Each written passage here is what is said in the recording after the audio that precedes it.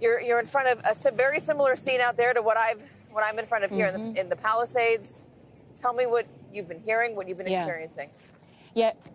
I mean, Katie, only 3% of this fire contained. We keep hearing right now periodically overhead the air support trying to drop water and get this fire under control. And then here it's just the remnants of those flames that tore through here 4 days ago. I do want to introduce you to the person who lives in this house, actually, because as we were walking by, Felipe was here with his daughter picking up leaves, cleaning, tidying things up, you said, right? Because even though the flames are no longer around this home, there's concern that when the wind picks up Monday, it could come back. And you were saying you were trying to just make sure you got that possible fuel for any flames that come back out of the way. Yes. And if we look over here, we can look over here and show, as you're telling us a little bit about this, Felipe, because Katie, he was here on Tuesday night when the flames started coming in. He said, and there are a lot of questions in this community, some people saying, hey, were all the resources at the fire where you are? Is that why we felt like it took so long to come here? But Felipe, you were telling me that you were out here pretty much alone. You didn't see a fire truck here or anything until Wednesday morning,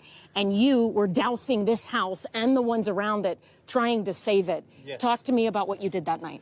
About 2 o'clock in the morning, I had a garden hose hooked up to the front of the house.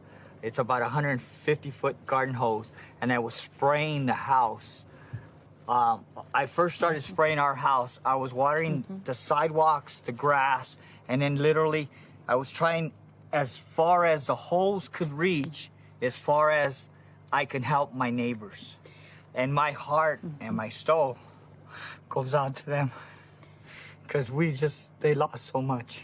You know, when we talk, the thing you have, and I can show you some of this, Katie, on his shoe, there is a hole because while he was trying to put out the fires, you caught on fire. Yes, and you doused yourself in water and kept trying to put out the neighbors. But the only time I've seen you get really emotional is when you talk about your neighbors and all that they've lost. Why is that hit so hard for you? Because they've always been there for me and my family. Since my kids were born, they always come over and make sure we're all right. And at their birthdays, Christmas, Thanksgiving.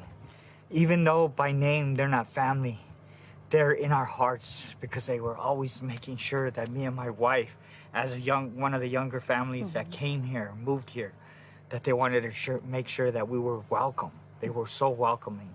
And my heart is just broken that I felt. I did as much as I could. You know, I just wish there was more resources when the winds were probably 70, 80 miles an hour. I mean, imagine taking a shower when you take a shower, and imagine taking a shower and nothing but red ashes.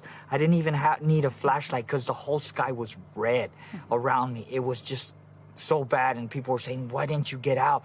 Well, I parked my truck in the driveway, and I figured the last ditch, I'm jumping in the truck and I'm gone, and I did what I did. At least I can live with that. I didn't want to live the rest of my life saying that I tried enough. That's what, I gave it my best. And when you come back here and look, I mean, you helped save this house next door. You were telling us this house, Katie, is still standing. Part of the fence is burned, but the house over here is still standing because of what Felipe was able to do with his garden hose. The other houses, though, on the other side were not. Felipe, do you feel guilty about that? I gave him my best. I did water them as much as I could.